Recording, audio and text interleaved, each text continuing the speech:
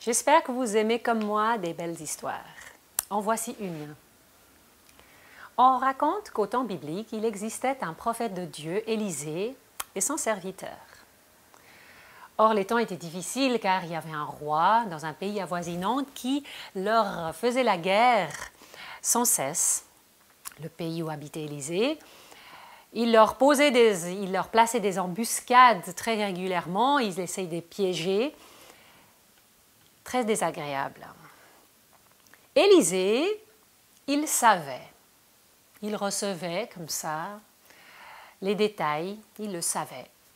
Et il le faisait dire à son propre roi qui pouvait à temps éviter le piège et voilà, et reste sauve. Après plusieurs tentatives ratées, ce roi ennemi, exaspéré, appelle ses troupes et il leur dit « Mais il doit y avoir un traître, un espion parmi nous, c'est pas possible comme ça de savoir chaque fois où je place mon embuscade. » Et là, il y a un officier qui lui dit « Non, au roi, il existe en Israël un prophète, Élisée, un prophète de Dieu, qui saurait dire ce que vous dites tout bas dans votre chambre à coucher. »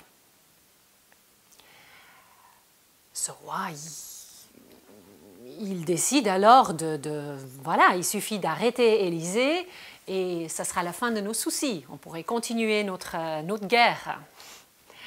Voilà, il envoie une grande troupe de soldats, de chars, encercler de nuit la ville où habite Élisée et son serviteur.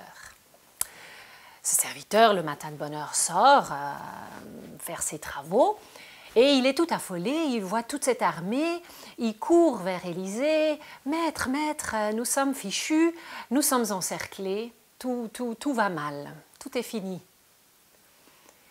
Et Élisée reste calme et il fait une prière, il fait cette prière. « Seigneur, permets à mon serviteur de voir vraiment ce qui se passe. » Et l'histoire raconte que le serviteur, tout d'un coup, voit qu'en fait, la montagne environnante est couverte d'un très très nombreux chars et chevaux, mais cette fois-ci brillants.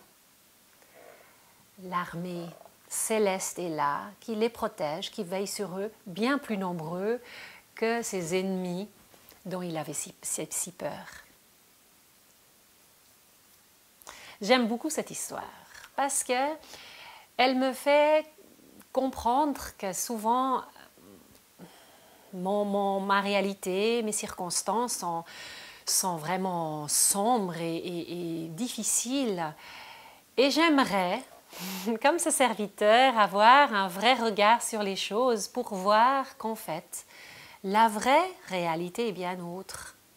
Il existe autour de nous une présence bien plus forte, bien plus lumineuse, bien plus brillant et aimant, bienfaisant que nos pires craintes et nos pires cauchemars. Dieu est là. Et il n'y a pas de raison de s'affoler. Il veille. Il est là. Il s'occupe de nous. Nous sommes vraiment protégés. Alors, c'est ce que je souhaite pour vous, pour moi, pendant cette saison, cette période de l'année, que nous puissions vraiment avoir un vrai regard sur les choses.